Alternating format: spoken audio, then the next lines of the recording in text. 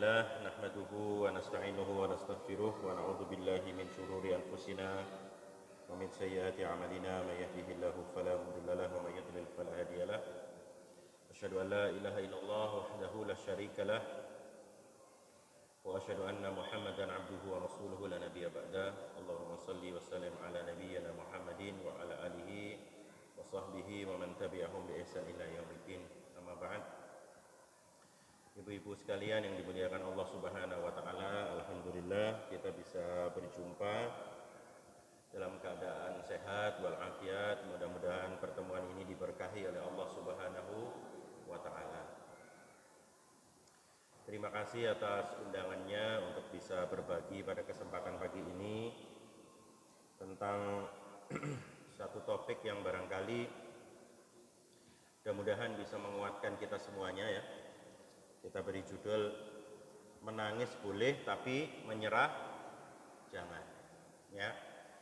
Mudah-mudahan materi ini bisa menjadi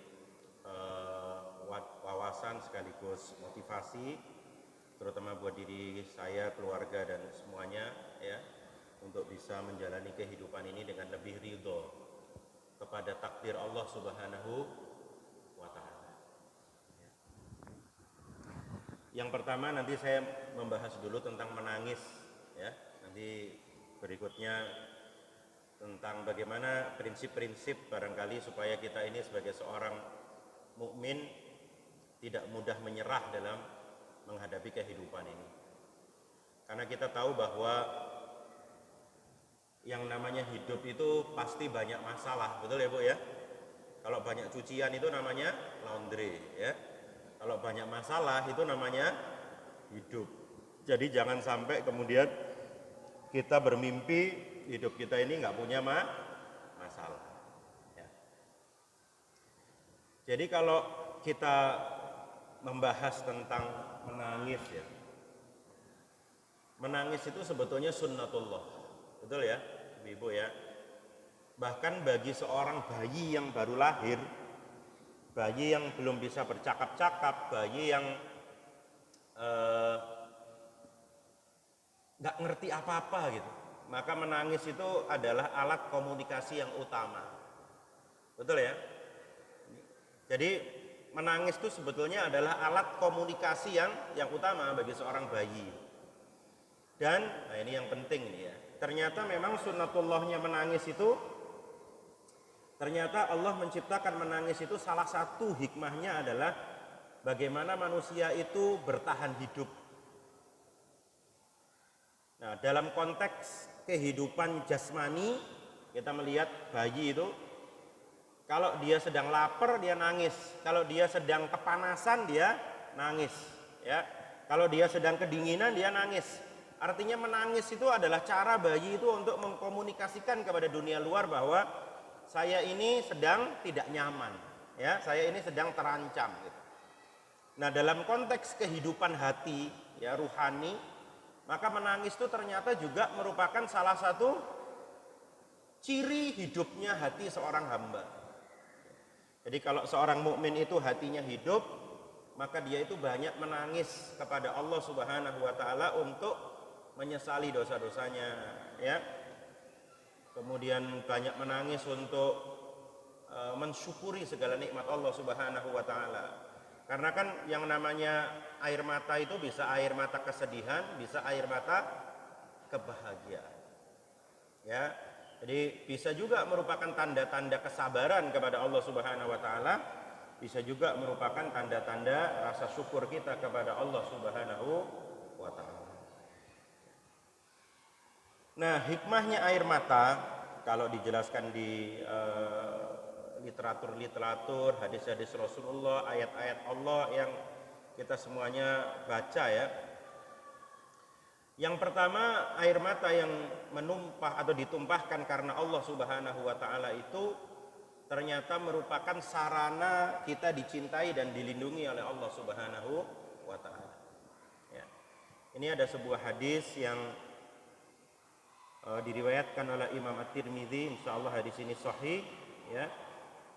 Tidak ada sesuatu yang lebih dicintai Allah daripada dua tetesan dan dua bekas. Jadi tidak ada sesuatu yang lebih dicintai Allah Subhanahu wa taala kecuali dua tetesan dan dua bekas, dua jejak, ya.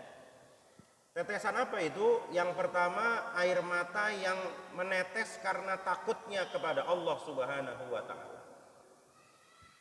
Jadi kalau kita ini satu saat malam hari ingat dosa, takut, terus meneteskan air mata ketika sujud, ya, kita membasahi tempat sujud kita dengan air mata karena takut kepada Allah Subhanahu wa taala, maka itu termasuk tetesan yang dicintai oleh Allah Subhanahu wa taala. Yang kedua adalah tetesan darah yang ditumpahkan dalam perjuangan di jalan Allah Subhanahu wa taala, atau kita biasa menyebutnya dengan mati syahid, ya. Nah, kalau yang kedua ini kan susah, ya. Sekarang nggak ada peperangan di jalan Allah Subhanahu wa taala.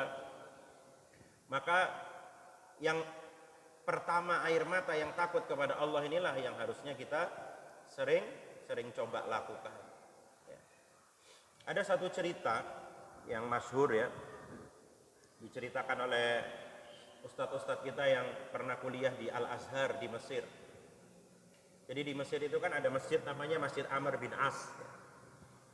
Satu malam itu, ini ustadz saya yang cerita dan beliau lulusan dari Mesir, ya. Satu malam itu ketika sholat tarawih qiyamul lail di bulan Ramadan itu, di masjid itu tuh biasa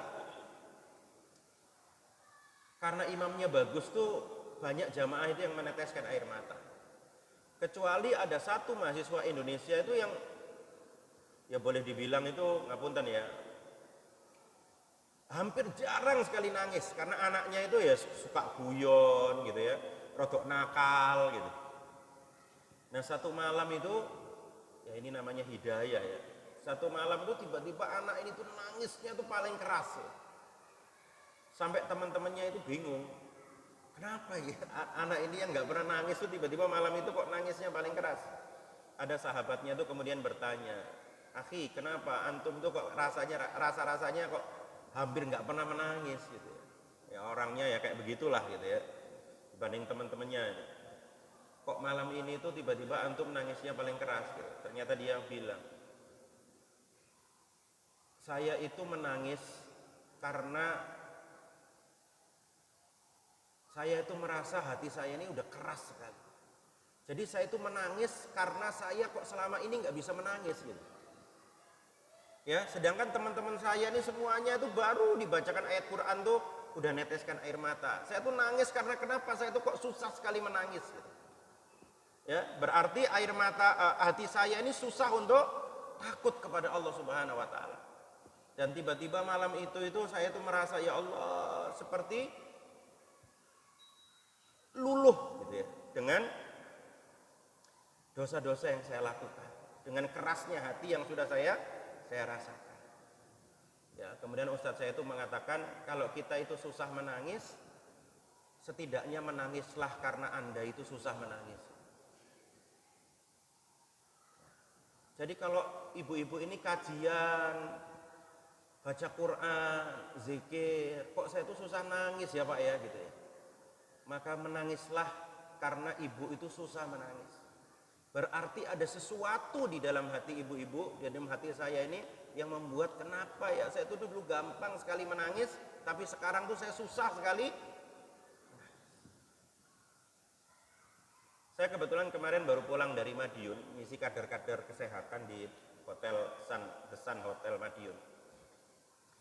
Saya kan kalau ngisi itu biasa saya selingi dengan nasihat-nasihat, tausiah-tausiah gitu.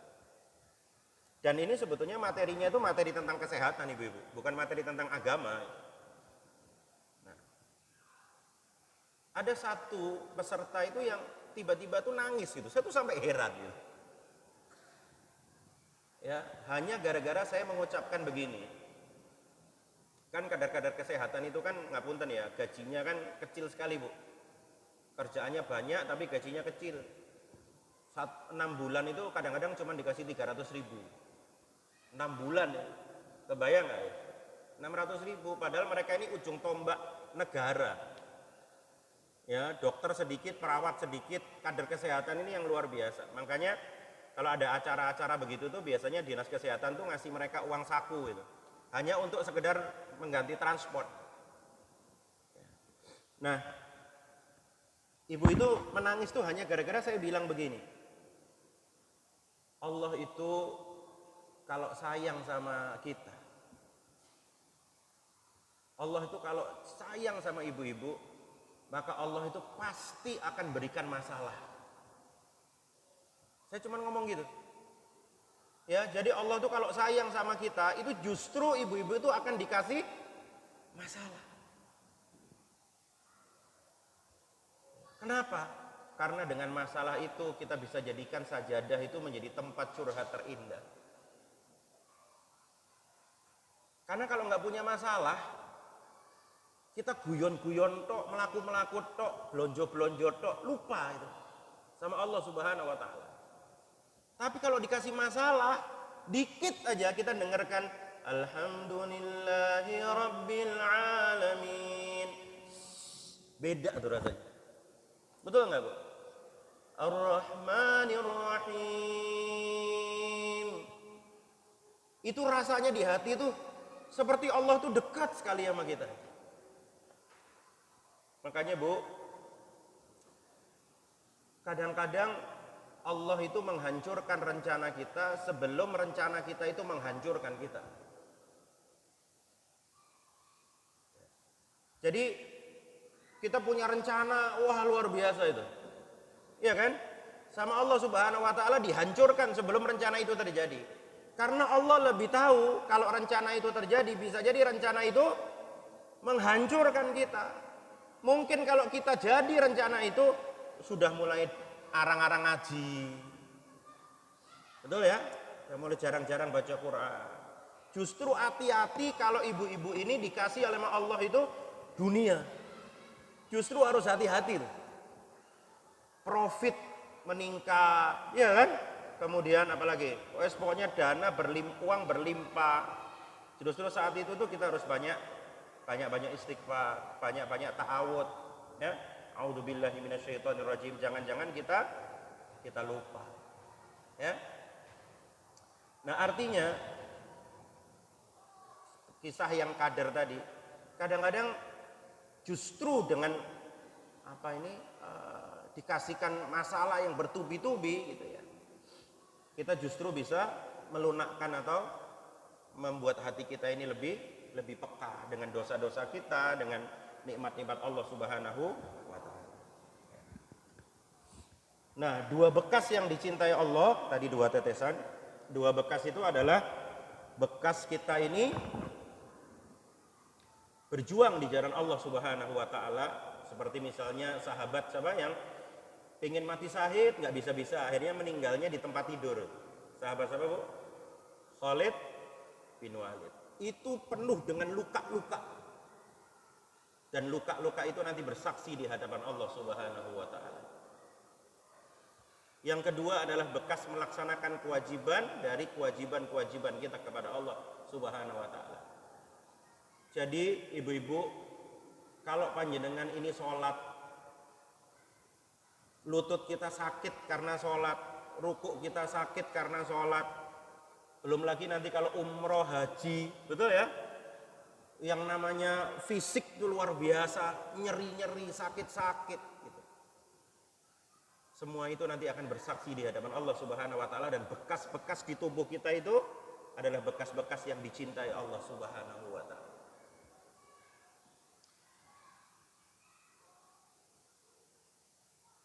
Cicitnya Rasulullah, ya, Ali Zainal Abidin itu ya, itu pernah dituduh oleh masyarakat Madinah sebagai orang yang bakhil, orang yang medit. Ini tentang bekas ini ya, kita cerita tentang bekas.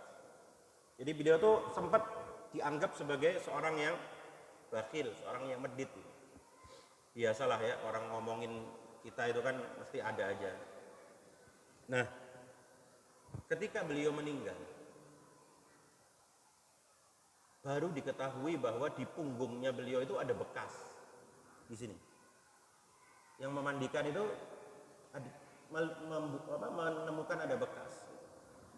Dan baru pada saat itulah orang-orang di Madinah itu baru sadar bahwa ternyata ada seorang saksi yang mengatakan beliau ini kalau malam itu mengambil karung berisi gandum di Baitul Mal, kemudian dipanggul, kemudian dikasihkan sendiri kepada orang-orang miskin pakai tutupan gini malam, sehingga nggak ada sama sekali yang tahu.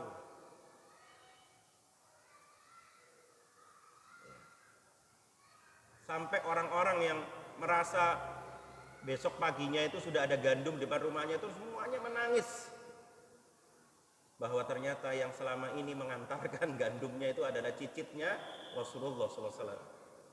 Dan nggak ada yang tahu kecuali pada saat beliau meninggal. Tuh bekasnya itu akan bersaksi di hadapan Allah Subhanahu wa Ta'ala. Memang kadang-kadang orang itu kalau ikhlas ya, itu baru dibukakan amal-amalnya itu setelah beliau itu meninggal kan. Contohnya kayak anaknya Gubernur Jawa Barat itu Ridwan Kamil itu. Anaknya siapa namanya? Eril ya. Mas Eril itu kan luar biasa tuh. Ketika beliau meninggal tuh yang mendoakan di pinggir-pinggir jalan sampai di atas-atas gedung sampai di jembatan penyeberangan, betul ya Pak ya?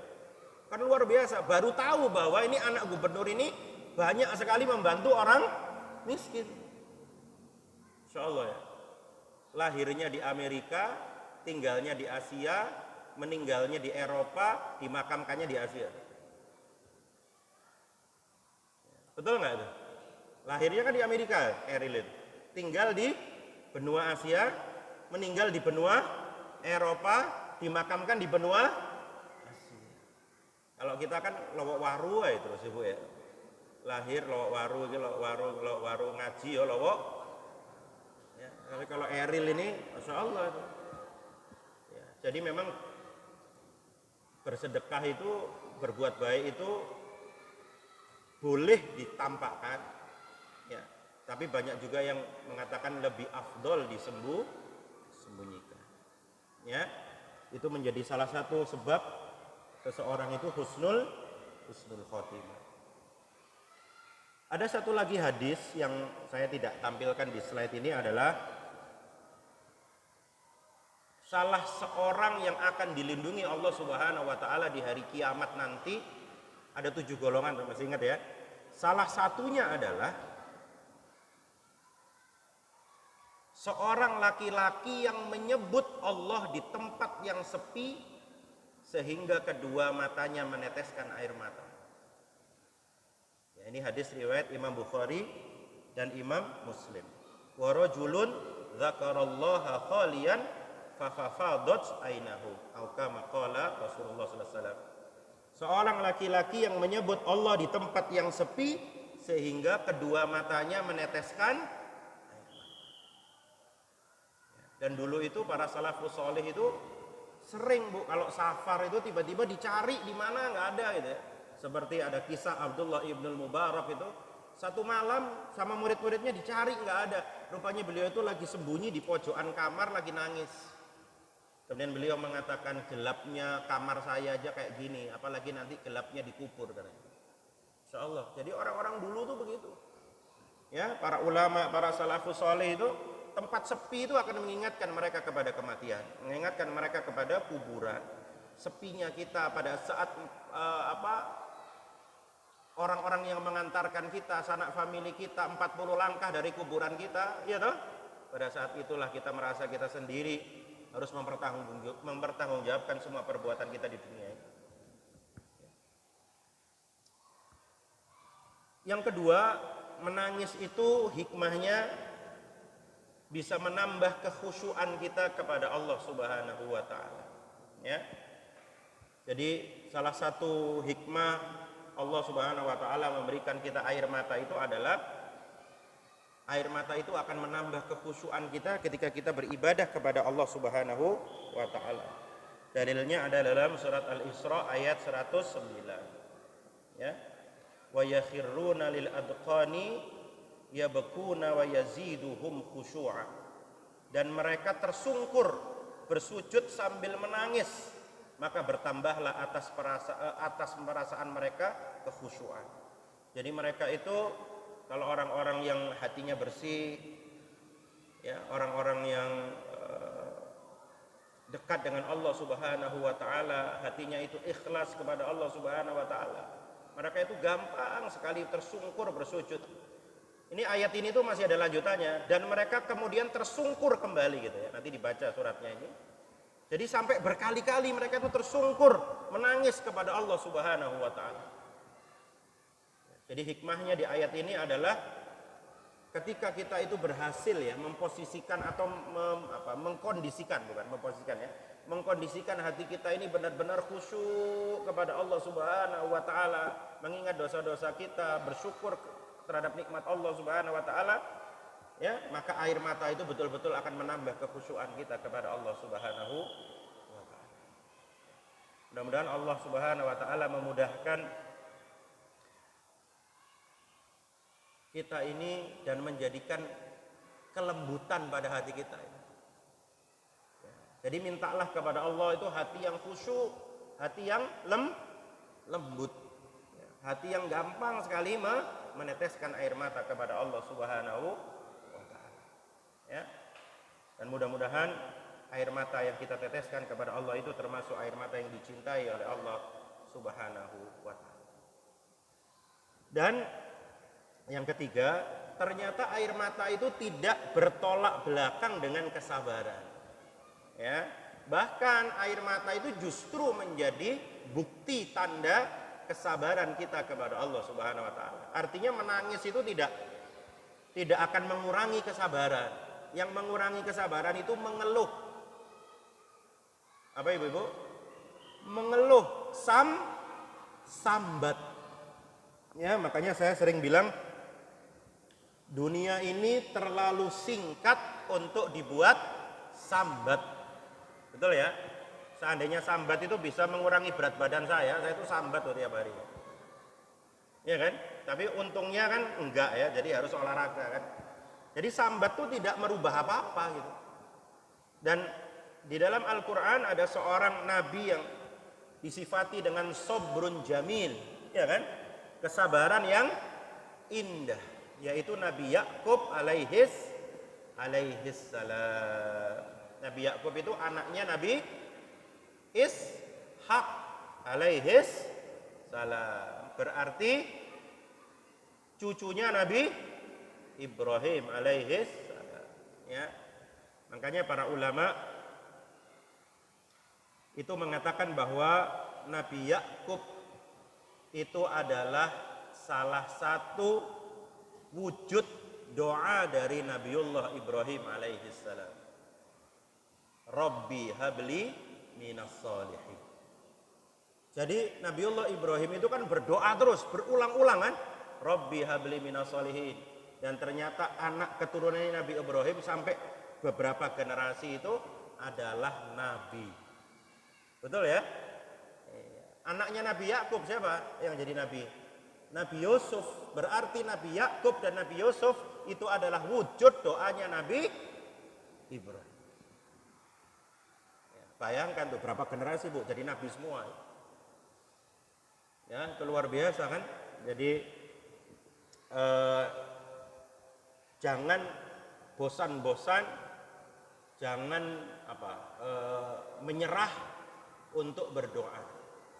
Ya, la yaruddul qadar illa biddu'a.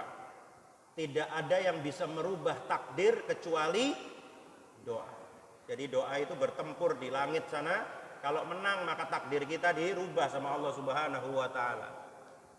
Ya, jadi jangan bosan-bosan, jangan menyerah kita untuk berdoa kepada Allah Subhanahu wa taala. Ya. Saya pernah cerita nggak ya di sini tentang doa itu bagus tuh ceritanya. Saya tahu dari baca di karyanya Ustadz Farid namanya, Ustadz Farid bin Qasim Anus tuh beberapa kali ke Malang ya. Jadi beliau tinggal di Cirebon. Beliau tuh suka memberikan, memang tugasnya di Saudi Arabia, di Jeddah beliau ya. Tapi nggak tahu sekarang, mungkin udah banyak di Indonesia. Jadi di Jeddah itu beliau memberikan kajian-kajian untuk para TKI di Indonesia yang ada di sana. Nah beliau tuh kan nulis buku ya. Nah salah satu kalau nggak salah judul bukunya itu Al-Fattah kalau nggak salah. Pernah juga dibahas di Masjid As-Salam tuh di Bendungan-Bendungan. Jadi beliau tuh cerita tentang ada seorang ustazah, ini kisah nyata di Saudi sana. Jadi ada seorang ustazah, dia ini mendapati seorang muridnya kelas 1 SMP lah kira-kira kalau kita itu kalau doa itu lama sambil nangis, ya Allah gitu kan, padahal masih SMP, sedangkan teman-temannya ini doanya ya pokoknya amin amin gitu aja kan, namanya anak kecil ya, anak SMP ya. Ini anak ini tuh khusyuk lama gitu doanya, diamati sama ustazahnya ini. Sampai kemudian ustazahnya ini penasaran kan, ditanya perempuan ini muridnya ya, kamu tuh kok ustazah lihat doanya itu kok lama gitu kan, kelas 1 SMP. Iya ustazah, saya ini anak tunggal ya, dia cerita gitu, saya ini anak tunggal, saya tuh kesepian, makanya saya itu pengen berdoa sama Allah, mudah-mudahan ibu saya nanti hamil gitu. Ya kan? Kemudian saya dikasih adik gitu. Ya, saya dikasih adik. Makanya saya berdoa sama Allah Subhanahu wa taala sejak saya kelas 5 SD. Ya. Nah, satu saat ibunya ini tanya, kamu itu berdoa pengen adik apa sih gitu ya, aku pengen adik perempuan, nanti kalau adik laki-laki gitu kan dia nanti kesepian nanti gitu ya, karena aku perempuan dia laki-laki, aku kesepian dia kesepian. Oh jangan, kata ibunya ya, kamu minta adik laki-laki aja, kata begitu. Ibunya bilang, sejak saat itu doanya saya tambah ustazah, iya kan, maka saya pengen punya adik perempuan sama adik laki-laki, karena ibu saya pengen adik laki-laki. Saya doa itu ustazah sejak kelas 6 SD kan, doanya sejak kelas 5 SD kan. Nah terus saya mikir-mikir lagi, nah nanti kalau saya punya teman perempuan, adik saya kasihan nanti kan, begitu kan, kalau laki-laki sendiri ya, akhirnya saya tambah lagi doanya ustazah, minta adik laki-laki lagi satu, ya kan. Makanya kemudian doa saya panjang, saya ulang-ulang gitu. Nah kelas 3 SMP tiba-tiba si anak ini jerit, ustazah gitu. Loh kenapa? Alhamdulillah ibu saya sudah melahirkan kembar 3, 2 laki-laki 1 perempuan. Doanya itu sejak kelas 5 SD, dikabulkannya kelas 3 SMP, Bu. Ya, makanya doanya panjang, Bu. Karena minta adik 3 itu tadi. Dan ternyata kembar. Masya Allah ya. Nah, sama ini Nabi Yakub itu, kalau tadi cuman berapa tahun Bu doa itu? Sambil nangis itu. 5 tahun kan? Nabi Yakub itu menurut salah satu riwayat, beliau itu berdoa untuk ditemukan kembali dengan Nabiullah Yusuf itu 40 tahun. Baru ketemu lagi. Berapa lama? Lah ibu sik sak wulan wis gak ngaji. Doa ya Allah sak wulan gak kate ngaji wis aku. Kan begitu kan? Inilah orang yang imannya itu, kata Al-Qur'an itu hanya berada di tepian. Ada orang itu yang imannya itu hanya di tepian. Maksudnya apa? Kalau dia berdoa dikabulkan, dia mengatakan Islam itu agama yang baik. Ya, tapi kalau dia berdoa nggak dikabulkan, dia mengatakan Islam ini agama yang jelek. Jadi asbabun nuzulnya itu. Makanya ada orang tuh yang imannya tuh cuma di tepi aja. Jadi yang sekarang ibu-ibu nangis sambil berdoa baru 1 tahun, jangan kalah sama anak tadi itu, Bu. Betul? Anak tadi itu berapa tahun? 5 tahun. Walaupun kelihatannya mustahil, berdoa ya. Itu ya, Ibu ya. Nah, jadi kisah dari Nabi Yakub ini menunjukkan kepada kita bahwa menangis itu boleh apa enggak? Boleh. Nabi Yakub itu menangis sampai buta matanya. Betul ya? Tapi tangisan itu tangisan penuh harap kepada Allah Subhanahu wa taala, penuh roja harapan, husnudzon kepada Allah bahwa Allah satu saat akan mengabulkan doa-doa saya. Ya, walaupun nanti jalannya itu waduh kayak sinetron. Ya kan? Tapi ujung-ujungnya insya Allah doa kita itulah yang akan dikabulkan oleh Allah Subhanahu wa taala. Ya kayak Nabi Yakub ini. Sama Nabi Yusuf juga gitu. Nabi Yusuf itu dipertemukan kembali dengan ayahnya Nabi Yakub, itu perjalanannya kan nggak gampang itu. Iya kan? Dimasukkan sumur, ditemukan, dibawa ke pasar budak, dijual, masukkan penjara, dituduh berzina. Iya kan? Kemudian happy ending dijadikan bendahara Mesir, ya, menteri keuangannya Mesir. Ternyata kemudian negerinya paceklik dan seterusnya, panjang ceritanya itu dalam surat Yusuf itu. Ya. Nah, ini menunjukkan bahwa ternyata orang-orang besar itu tidak pernah sepi dari air mata. Betul Ibu? Orang-orang besar itu tidak pernah sunyi dari ujian. Ujian yang membuat mereka itu meneteskan air mata, tapi tidak pernah membuat mereka kehilangan harapan dan baik sangkanya kepada Subhanahu wa ta'ala. Begitu. Ya, tapi Ustaz, saya ini udah berdoa gini. Sudah jelas saya sudah nggak bisa dikabulkan lagi doa saya itu. Nah, berarti kenikmatan ibu mungkin disimpan sama Allah di akhirat. Dikurangi di dunia, dari 100 ibu berdoa 50, cuman dikasih 20, betul? Yang sisanya dibayar di mana? Di akhirat sama Allah Subhanahu wa taala. Begitu loh. Ya. Jadi sama sekali nggak ada air mata yang menetes karena Allah Subhanahu wa taala itu disia-siakan oleh Allah Subhanahu. Jadi misi saya hari ini yang penting nggak ada satupun tetesan air mata ibu-ibu yang sia-sia, Bu. Ya, nggak ada satu tetesan pun air mata ibu-ibu yang sia-sia di mata Allah Subhanahu wa taala. Asal ibu-ibu ini memiliki apa? Kejujuran niat. Jadi nangisnya ini bukan air mata buaya gitu ya. Nangisnya ini betul-betul kejujuran. Niat harap karena Allah Subhanahu wa ta'ala. Jadi silahkan memperbanyak menangis, ya, justru di situ kita bisa lega.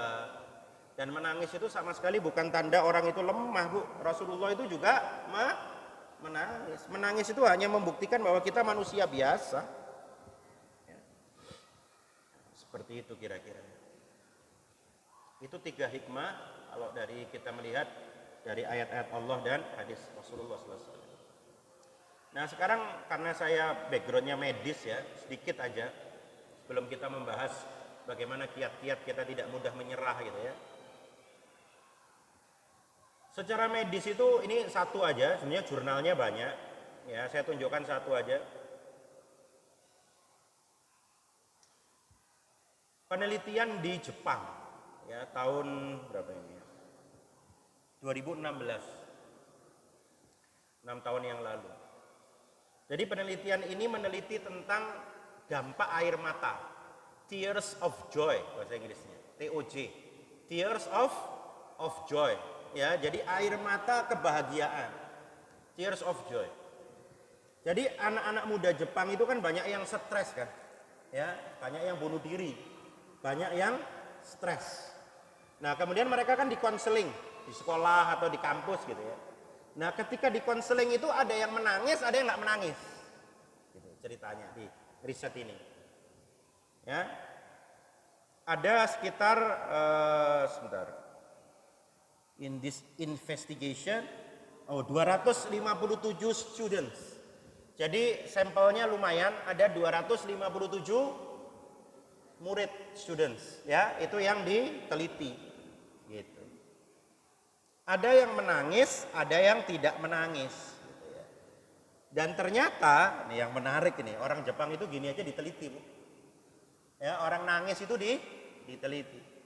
Ternyata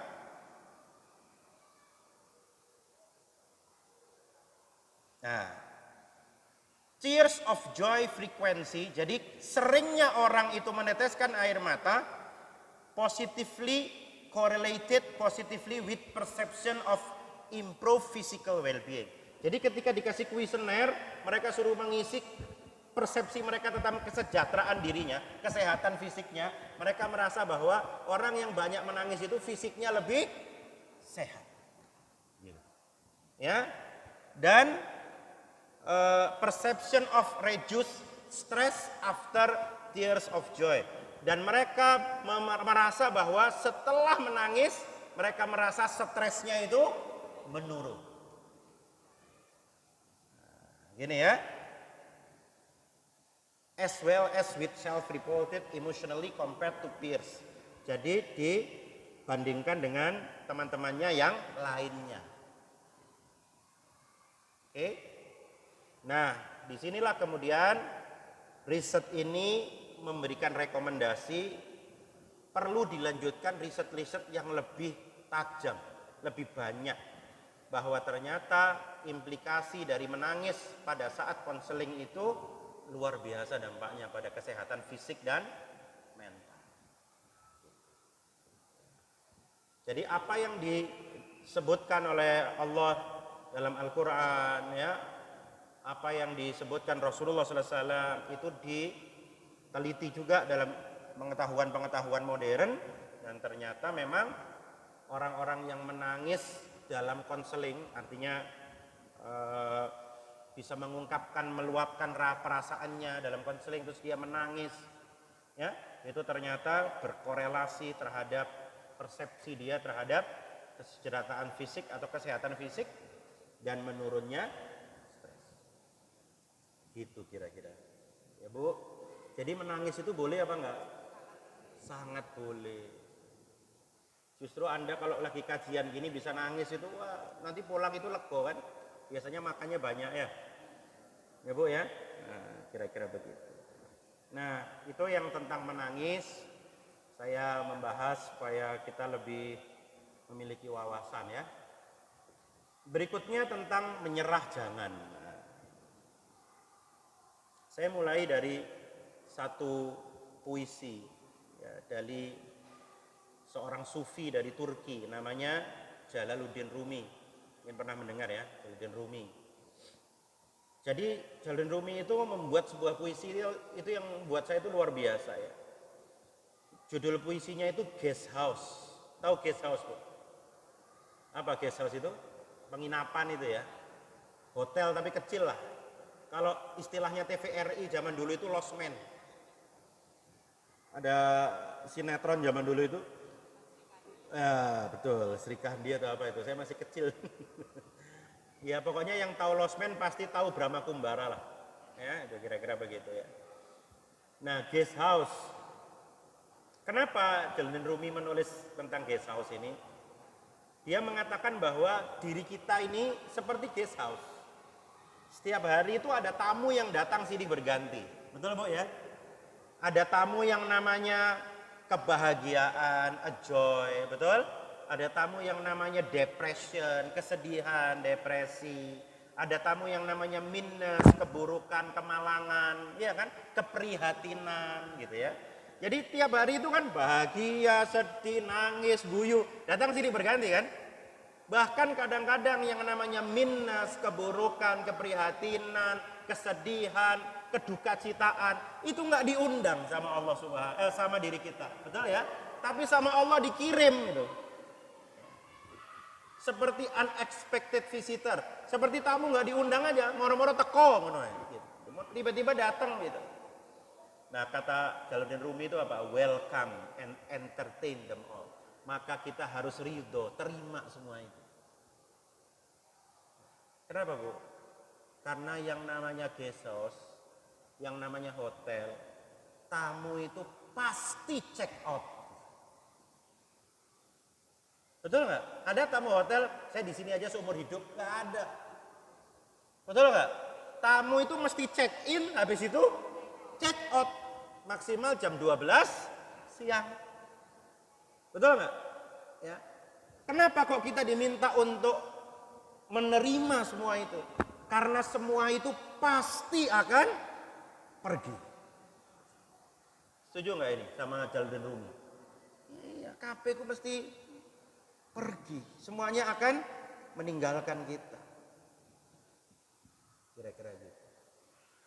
Cuman pesan saya terhadap diri saya dan ibu-ibu semuanya, jangan sampai tamu itu datang terus pergi, tapi kita tetap nggak tahu hikmahnya. Dikasih sakit terus sembuh, tetap aja nggak tahu hikmahnya. Itu orang yang paling rugi.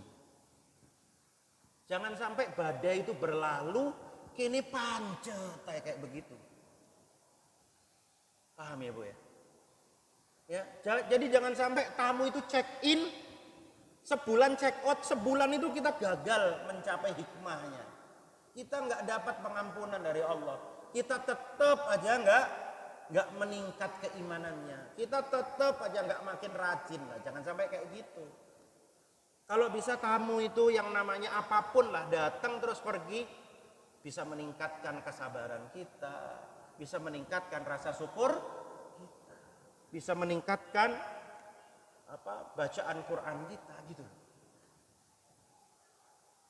Ya, lebih buruk lagi kalau tamunya check out, jilbab dilepas. Ada nggak yang begitu? Iya kan? Berapa artis yang keluarganya bermasalah, jilbab melok bermasalah. Betul apa enggak ini? Iya kan? Bukan menambah imannya, tambah benci sama Allah Subhanahu. Tambah males sholatnya, dan seterusnya dan seterusnya. Sedih gitu lihatnya. Betul ya? Kayak begitu. Walaupun banyak juga artis itu yang dapat masalah, wah tambah berukut, betul ya? Tambah nutup semuanya, ada juga kan begitu. Ya. Jadi jangan sampai masalah itu hilang, check out, ya, tapi kita tidak mendapatkan hikmah, kita tidak mendapatkan pelajaran. Ya, kira-kira begitu. Nah, tamu yang check out-nya agak lama, itu kalau dalam ilmu psikologi itu biasa disebut dengan unfinished business. Ya, ini sering saya sampaikan ya. Luka-luka di masa lalu yang kadang-kadang kita ini nggak mudah untuk move on gitu. Nggak mudah untuk melupakan. Saya biasanya memetaforakan itu ibarat dompet. Dompet panjenengan ini kan isinya kan bukan cuma uang ya. Kadang-kadang struk-struk juga masih ada simpanan. Betul nggak ya? Struk Indotit, Alfatit gitu ya. Ya, struk PDAM, betul itu? Swimpen. Nah, kayak gitu kadang-kadang manusia itu. Oke? Nah, tugas kita adalah bagaimana kita move on, dan setelah move on itu kita semakin cinta dengan Allah Subhanahu wa taala. Itu sebetulnya yang penting. Jadi jangan menyerah gitu ya. Karena semuanya itu pasti check out, semuanya itu pasti akan pergi. Percaya deh, betul nggak? Ya, badai itu pasti akan berlalu. Walaupun ada yang mengatakan berlalu lalang, betul ya? Di badai itu berlalu lalang, mali berlalu. Teko meneh badai yang lain kan? Makanya badai itu bukan berlalu, tapi berlalu lalang. Oh, namanya hidup bu, betul nggak? Habis diuji sama uang, diuji sama pasangan, betul? Habis selesai diuji sama pasangan, diuji sama anak, betul nggak ya? Selesai diuji sama anak, tonggo, ya kan? Tonggo selesai berlalu, konco pengajian, dadakno, ya kan? Jadi berlalu lalang, ya. Jadi diuji dengan beratnya hidup, sampai dengan beratnya badan ya. Itu terus saja begitu ya. Nah, kira-kira begitu ya. Jadi bisa mewujud dalam bentuk apa? Benci, marah, sakit hati, bahkan dendam. Ya, kira-kira gitu. Nah, saya punya kiat gitu ya, kiat. Bagaimana kita tuh nggak gampang-gampang menyalahkan Allah Subhanahu wa taala.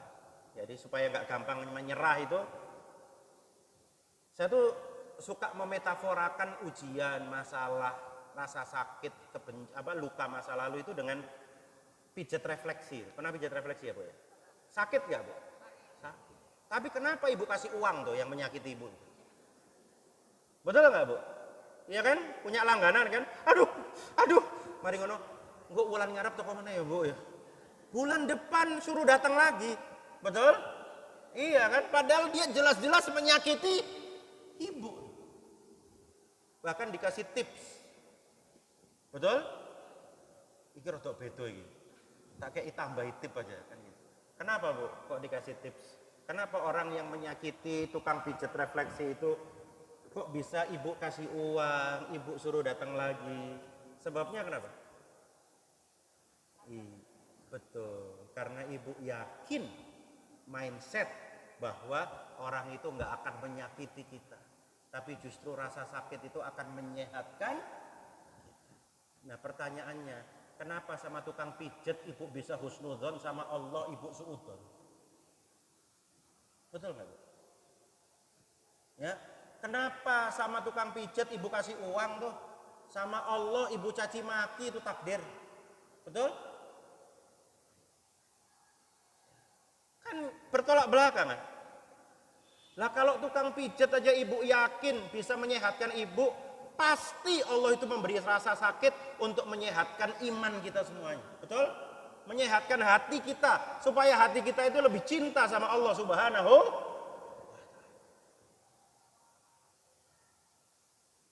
Gimana, Bu? Bisa lebih husnudzon enggak sama Allah Subhanahu wa taala? Mosok kalah ambek tukang? Masa sama tukang pijat Ibu bisa baik sangka, bisa husnudzon ya, baik sangka, dikei duwe, ridho, diundang meneh. Ya kan? Kenapa sama Allah Subhanahu wa taala kita mudah mengeluh, mengatakan, "Gusti, kok aku meneh?" Tapi sama tukang pijat, toko meneh ya, Bu ya, kok ya. Bahkan dicerita-ceritakan supaya diundang tetangga-tetangga, betul nggak?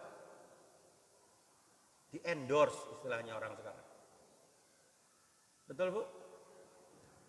Kira-kira begitu ya.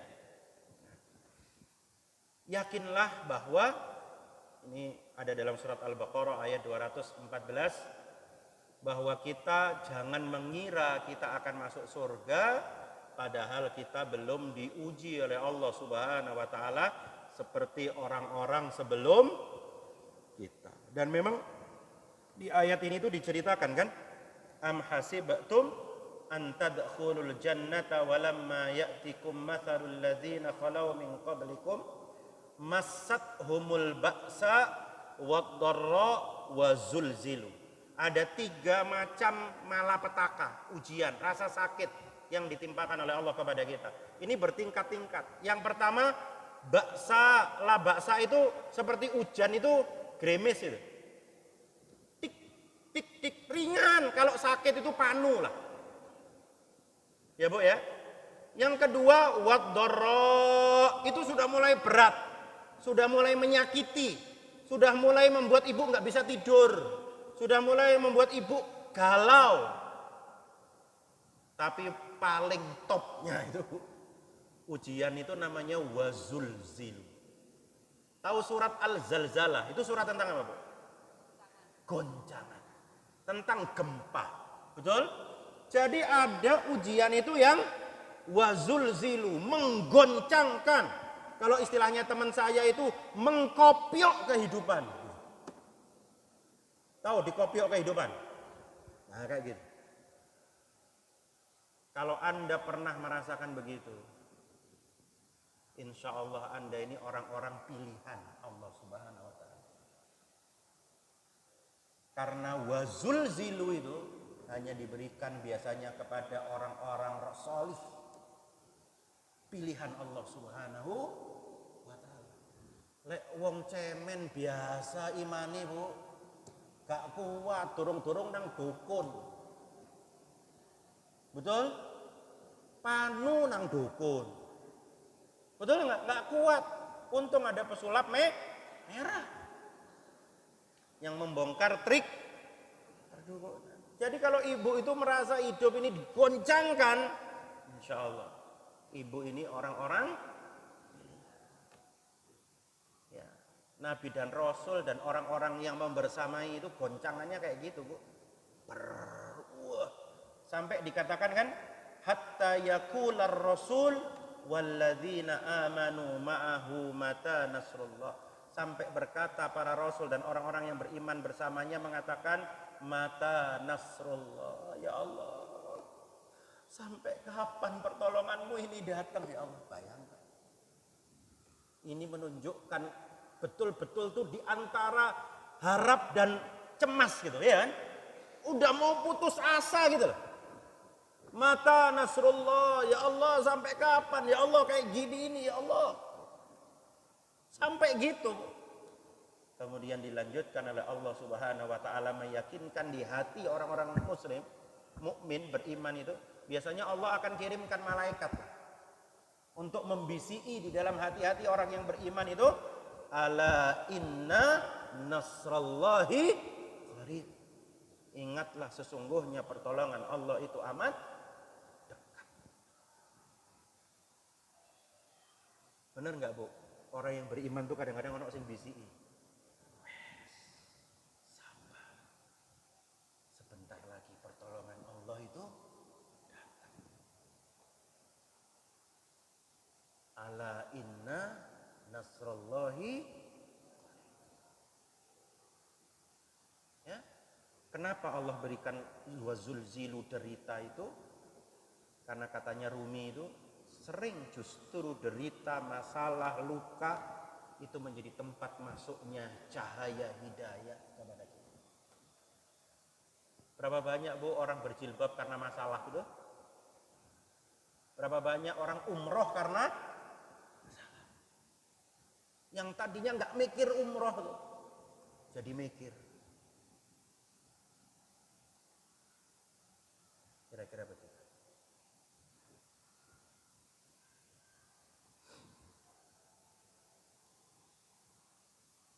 Dan insya Allah setiap tetes air mata itu nggak ada yang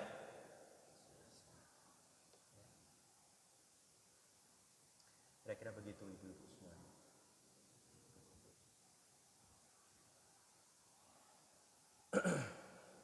Saya mau tanya, ibu-ibu, kenapa kok berhenti di lampu merah selain aturan? Karena ibu-ibu yakin sebentar lagi lampu hijau. Setuju nggak? Dan ibu-ibu tuh ikhlas ngenteni selawe, 24, 23, 22, 21, 20. Betul? Ya? Artinya apa? Bertahan walaupun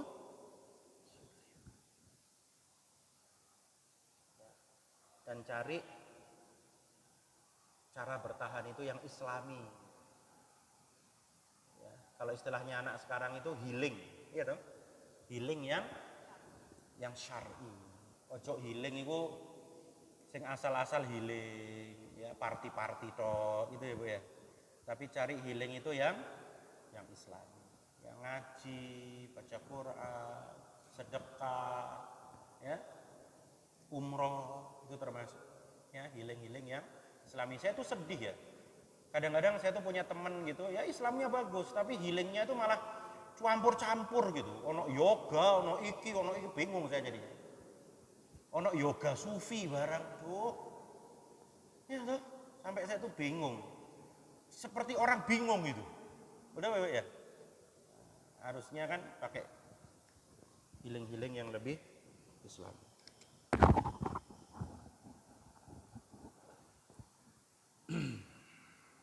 Masih ada ini ternyata. Masih bisa lanjut atau mau tanya jawab aja, Bu? Lanjut sedikit ya, mungkin 10 menit mungkin ya. Nah, salah satu healing yang Islami itu adalah banyak-banyak apa? Mendekatkan diri dengan Al-Qur'an. Ya, ini kan jelas nih, wa nunazzilu minal Qur'ani ma huwa syifaa'un wa rahmatul lil mu'minin.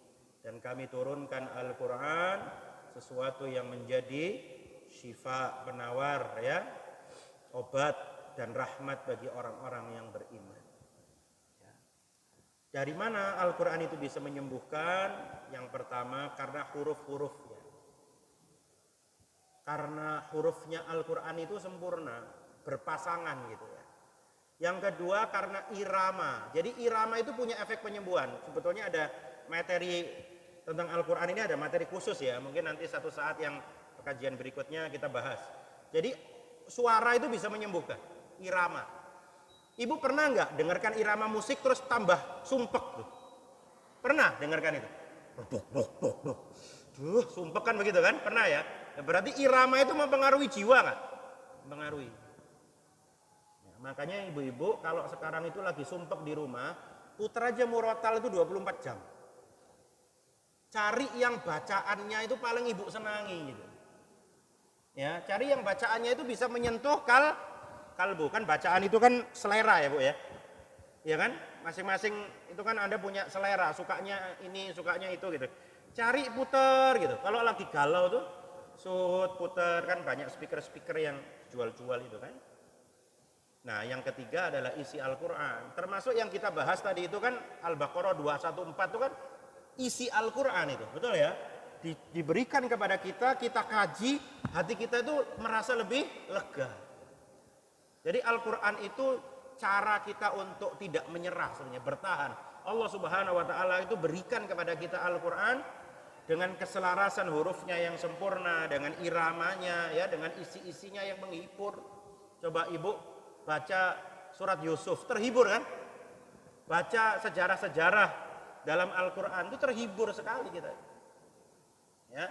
Jadi memang syifa ya, Al-Qur'an itu penawar, hiburan bagi kita. Ya kan? Dan juga bisa menyembuhkan penyakit-penyakit yang ada di dalam dada, penyakit sombong, luruh karena kisah Korun misalnya, betul ya?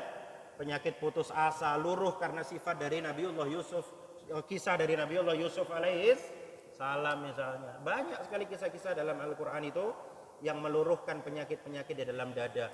Merasa jumawa, luruh dengan misalnya kisahnya Tolut dan Jalut. Cinta dunia, ya, luruh dengan kisahnya Korun. Ya, kisah kemarin saya bahas sama istri sama anak itu kisah tentang dua kebun dalam surat Kahfi itu, ya. Bagaimana ternyata kekayaan itu bukan segalanya, iya kan?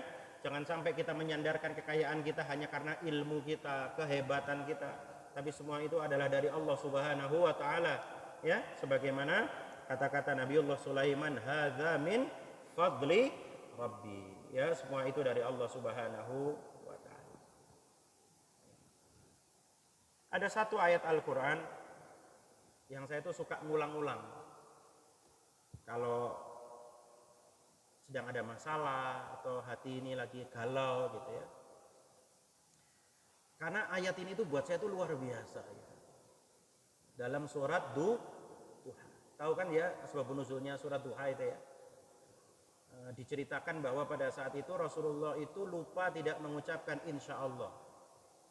Sehingga wahyu itu tidak turun-turun.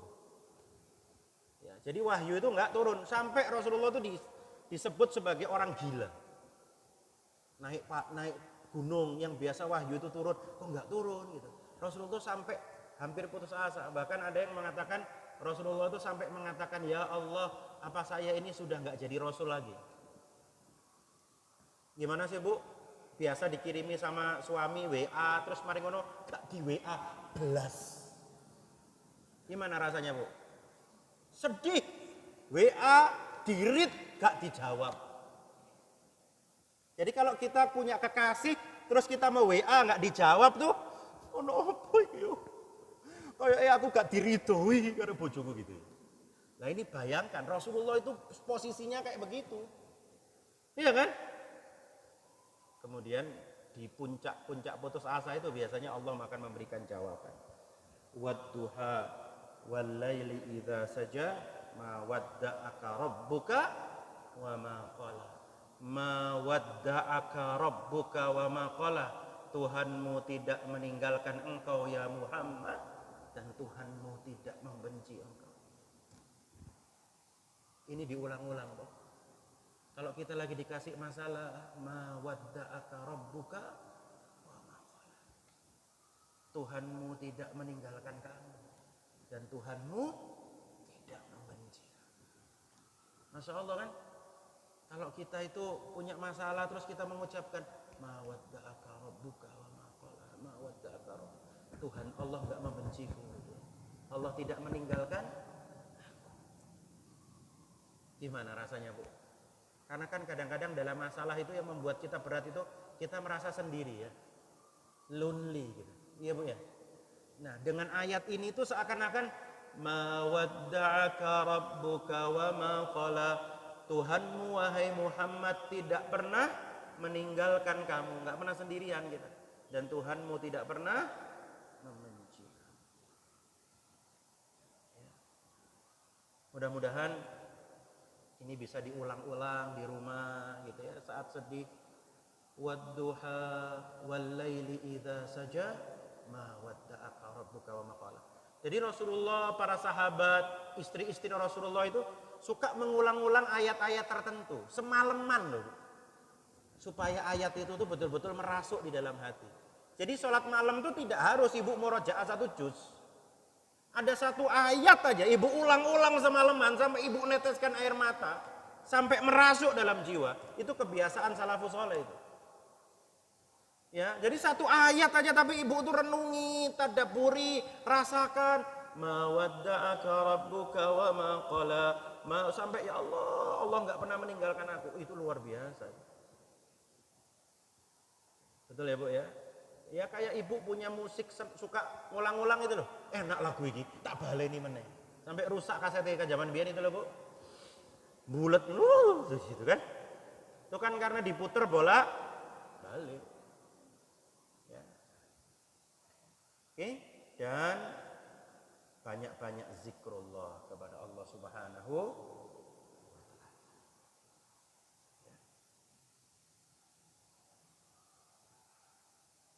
Terakhir dari saya,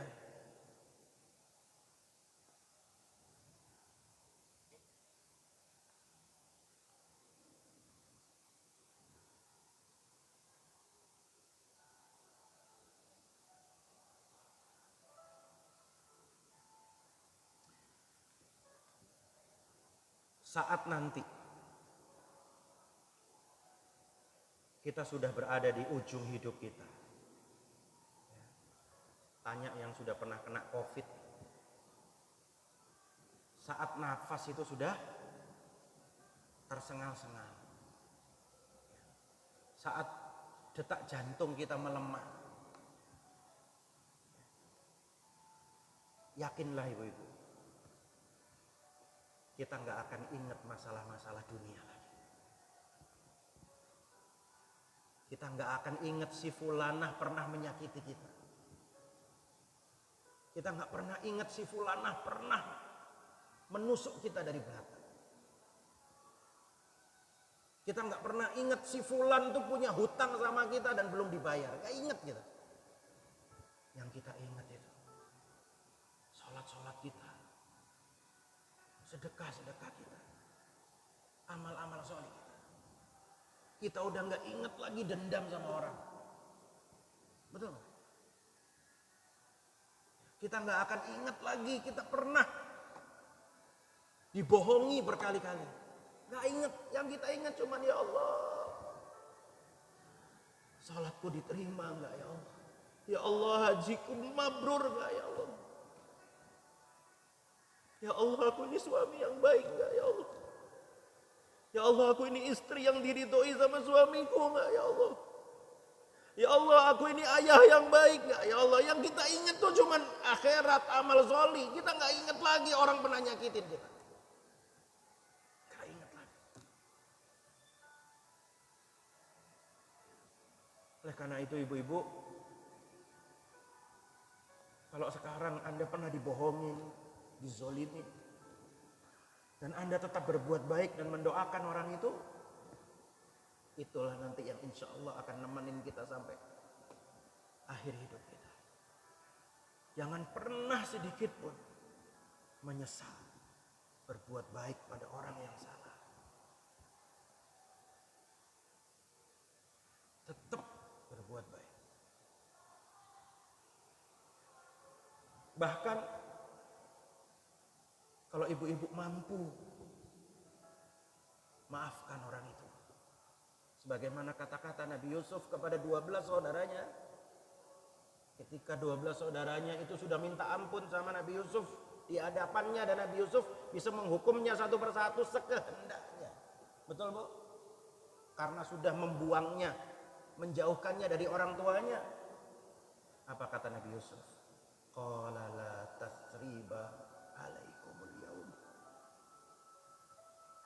Yaghfirullahu lakum wa huwa arhamur rahim. Pada hari ini nggak ada cercaan terhadap kalian semua. La tathriba alaikumul yaum. Dan mudah-mudahan Allah mengampuni kamu semuanya. Mudah-mudahan kajian pagi ini menguatkan kita semuanya. Menangis boleh, tapi menyerah. Jazakumullahu khairan katsira. Assalamualaikum warahmatullahi wabarakatuh.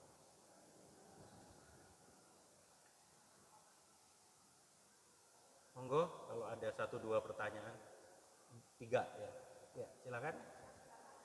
Oh ya, 3. 1, 2, 3 ya. Ibu dulu Bu, yang belakang. Monggo Bu.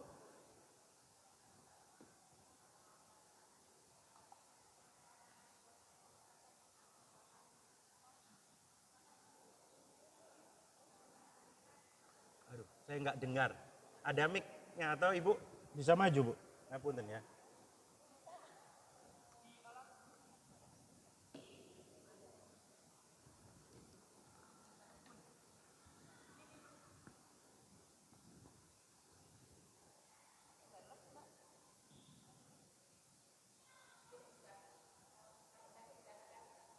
Rasulullah, manakah pertolongan Allah? Apakah itu bukan merupakan keputusasaan? Apakah itu boleh dibaca berulang-ulang ketika doa kita tidak terkabul-kabulkan begitu? Ya. Belum ya maksudnya. Ya.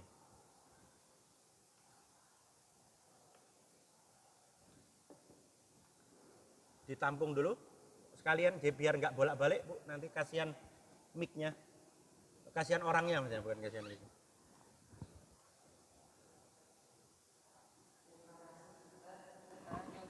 Ini agak panjang sedikit karena saya ada kesan tersendiri dengan Pak dan Mas Dokter ini, karena saya dengan beliaunya nanti mungkin beliaunya lupa kita rekanan bisnis 15 atau 20 tahun yang lalu di zaman jahiliyah, bisnis MLM. Terus di situ tapi ada ilmu yang sampai sekarang nancep ke saya karena Pak Arif menasihatkan untuk kita berafirmasi, berdoa. Apa Bu cita-cita jenengan? Saya masih ingat 15 atau 20 tahun yang lalu saya suruh nulis yang kepingin dibeli apa. Saya nulis waktu itu mobil Blazer. Sampai sekarang saya masih ingat. Opel Blazer. Ya, Opel Blazer. Mungkin seumuran kita tahulah saat itu mobil itu kayak apa. Qadarullah sama Allah dengan ilmu-ilmu yang kita sharing dengan Pak Dokter ini, saya dikasih Allah lebih dari itu, berlipat-lipat dari Blazer itu. Itu yang pertama, sangat itu tadi berbaik sangka, berdoa terus, benar-benar akan merubah takdir.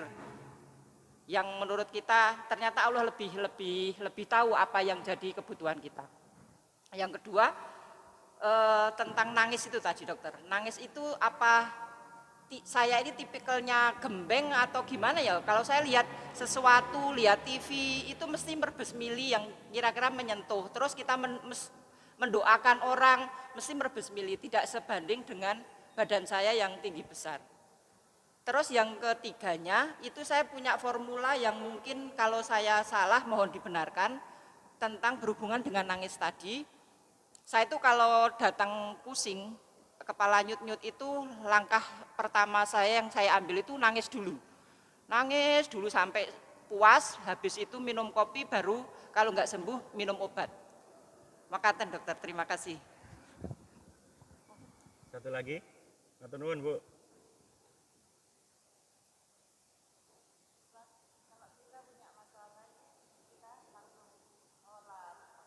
Kita menangis. Bagaimana dengan tangisan kita itu? Ya. Wis Mbak, wis. Ya. Terima kasih.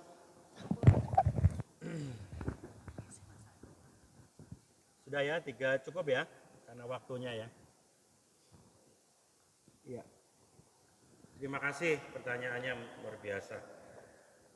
Mata Nasrullah, ya kapan pertolongan Allah itu datang? Sebetulnya Bu, apapun yang kita keluhkan kepada Allah ya, itu bukan bentuk putus asa. Karena yang kita sebut masih Allah. Putus asa itu kalau ketika kita sudah tidak menyebut Allah. Betul ya? Ketika kita nyebutnya Allah, kita berdoa kayak apapun itu bukan putus asa. Ya kan? Bahkan Rasulullah itu di perang Badar, itu doanya lebih, ya Allah, kalau ini kita kalah ya Allah, nggak ada lagi yang menyembahmu. Itu doanya Rasulullah. Iya kan? Di perang Badar, ingat ya doa itu ya. Ya, jadi kalau kita itu berdoanya kepada Allah, insya Allah, wallahu alam ya, sepengetahuan saya, itu bukan bentuk putus asa. Putus asa itu kalau sudah, ya wis lah, gak usah dungo-dungo meneh wis gitu. Gak usah nyebut-nyebut Allah, lah aku ngene, wis ngaji nang Jamiatul Ummahat tetep kere ae aku wis gak usah wis gitu. Nah, itu putus asa. Ya Bu ya, kalau ibu masih ya Allah, kapan ini ya Allah aku ditolong? Nggak apa-apa, justru ibu itu merasa sangat membutuhkan pertolongan Allah. Justru perasaan itu yang biasa oleh para ulama itu disebut dengan tadarru namanya. Ya, tadarruan wa khufyah itu dalam surat Al-An'am. Jadi tadarru itu adalah sebuah perasaan antara harapan dan putus asa.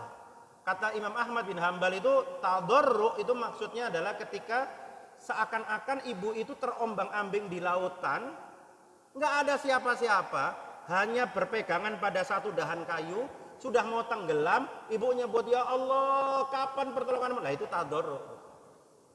Nah, pada saat itu justru doa itu banyak dikabulkan, Bu. Gitu. Dibanding orang yang berdoa cuman amin. Amin. Sampai tunggu nek, amin gitu, ada kan yang gitu. Ya, itu sama sekali tidak tadarru. Jadi salah satu adab berdoa kalau mau cepat dikabulkan Allah itu munculkan perasaan antara putus asa dan harapan itu tadi. Ya paham ya Bu ya? Yang kedua ini, yang satu saya kira bukan pertanyaan ya Bu ya. Semuanya itu dari Allah Subhanahu wa taala tentang keajaiban berbaik sangka dan menulis impian gitu. Ya, mengafirmasi impian. Itu memang dianjurkan. Jadi seorang mukmin itu harus punya impian dan semangat untuk mencapainya, atau biasa disebut dengan al-himmah al-aliyah ya. Himmah itu adalah gabungan antara impian dan semangat untuk mencapainya. Al-himmah al-aliyah yang tinggi ya, semangat yang tinggi.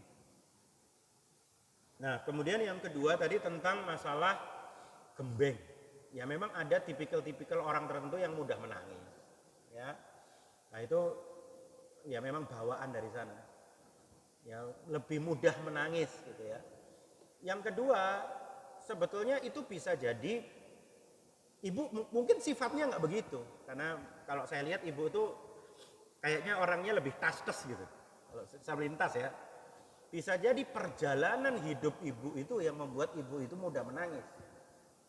Mungkin ibu pernah dikopiok kehidupan, mungkin betul nggak Bu? Nah, biasanya orang yang pernah wazulzilu itu Bu, Orang yang pernah mendapatkan ujian yang sangat berat, itu biasanya hatinya ini, itu mudah menangis. Biasanya. Ya, makanya orang tuh kalau nggak pernah diuji, betul Bu ya, susah nangis tuh. Tapi orang tuh kalau ujiannya tuh berat bertubi-tubi, tuh dia tuh mudah sekali bersyukur, betul ya? Dikasih nikmat sedikit aja sama Allah, ya Allah, Engkau kok maha baik gitu. Itu dampaknya kesehatan hati, Bu. Jadi ujian itu memang menyehatkan. Iya kan? Kira-kira gitu. Ibu ini kan semuanya kan pernah melahirkan, toh? Kalau nggak sakit kan nggak akan lahir, Bu. Bayi itu. Di drip baru lahir. Di drip itu kan mencari sakit kan? Kontraksi, betul ya? Kalau kontraksinya lemah nggak akan sakit. Tapi kalau ikut cepat lahir itu. Jadi artinya orang tuh dikasih sakit untuk melahirkan keimanan yang baru sebetulnya. Hati yang baru. Kan banyak tuh kata-kata di IG. Allah kadang menghancurkan hati kita untuk dibangun hati yang baru. Yang lebih cinta kepada Allah Subhanahu wa taala. Kira-kira gitu jawabannya, ya. Yang ketiga masalah nangis, kopi dan obat-obatan. Saya kalau migrain tuh nangis, habis itu minum kopi, terus baru minum obat. Nggak apa-apa itu. Saya kira nggak bertolak belakang dengan kesehatan. Saya juga, walaupun ini saya buka rahasia, dokter tuh paling malas minum obat, Bu. Tanya tuh sama istri saya. Ya, saya tuh paling malas minum obat. Kalau enggak, berarti kalau saya minum obat itu berarti sudah, ya sudah tidak bisa lagi ditutupi dengan sop ayam dan bakso. Ya itu berarti kayak benar-benar harus minum obat. Ya, itu ya Bu ya jawabannya ya. Kemudian yang terakhir apa tadi saya tidak lupa, mohon maaf. Oh iya, dapat masalah terus langsung sholat terus nangis. Justru itu yang betul, Bu. Ya, jadi kalau dapat masalah, ibu langsung healingnya itu dengan sholat. Ya, kan salah satu hiburannya Rasulullah itu, ya Bilal arihna bis sholat itu ya, istirahatkan aku dengan sholat itu kan. Artinya sholat itu memang cara Rasulullah itu untuk healing, untuk istirahat dari gegap gempitanya dunia itu loh. Dari masalah yang luar biasa. Kalau Rasulullah sudah bilang, wahai Bilal istirahatkan kami dengan sholat itu kan, suruh adzan itu Bilal itu. Kemudian sholat. Dengan sholat itu kita lebih rileks, lebih tenang, ya, lebih bahagia, gitu kira-kira. Ya. Gitu ya maksudnya Bu ya. Apa boleh? Ya justru sangat dibolehkan. Oh, maksudnya gimana? Ya ikutin aja, iya. Dengan menangis itu lebih bagus. Gitu ya Bu ya, sambil sujud yang lama berdoa gitu. Nah cuman memang ngobrol dengan doa dengan bahasa Indonesia pada saat sujud itu perbedaan pendapat. Ya ada yang membolehkan, ada yang tidak. Ada yang membolehkan kayak curhat gitu, ya Allah gitu. Ada yang membolehkan, tapi ada juga yang tidak membolehkan. Nah itu silahkan Ibu memilih yang mana ya. Lihat dalil-dalilnya. Beberapa ustadz itu kayak Ustadz Khalid Basalamah itu termasuk yang membolehkan berbahasa Indonesia. Karena disitulah kedekatan kita dengan Allah Subhanahu Wa Taala. Kayak Ustadz Abdul Somad itu termasuk yang tidak membolehkan. Ya karena itu masih dalam rangkaian sholat. Ya jadi ada perbedaan pendapat. Ya antara maksudnya berbahasa Indonesia atau tidak berbahasa Indonesia itu. Ya kan. Nah tengah-tengahnya itu di dalam hati. Yang berbahasa Indonesia tadi loh Bu, itu di dalam hati seperti bercakap-cakap dengan Allah di dalam hati, itu yang tengah-tengahnya. Sedangkan yang dijaharkan, yang diucapkan lirih itu doa-doa. Seperti misalnya kalau ibu ada masalah sama anak atau pasangan, diulang-ulang aja Rabbana hablana min azwajina kan gitu ya. Itu yang diungkapkan gitu. Yang lainnya yang dalam hati itu, iya kan? Seperti itu Bu kira-kira. Ya, tumpahkan semuanya sama Allah Bu, jangan ditahan ya, itu malah bagus sekali. Nanti setelah salam itu ibu akan merasakan kelegaan ya, ketika ibu bisa menyampaikan itu kepada Allah Subhanahu Wa Taala. Allah a'lam bishawab. Saya kira begitu. Terima kasih ibu-ibu, mohon maaf jika banyak kesalahan dalam penyampaian karena saya bukan ustadz ya, hanya sekedar pembelajar, sama seperti ibu-ibu semuanya. Jika ada baiknya dari Allah Subhanahu wa taala, jika ada salahnya saya beristighfar dan saya minta ampun dari Allah dari kebodohan dan kesalahan. Wabillahi taufiq wal hidayah. Assalamualaikum warahmatullahi wabarakatuh.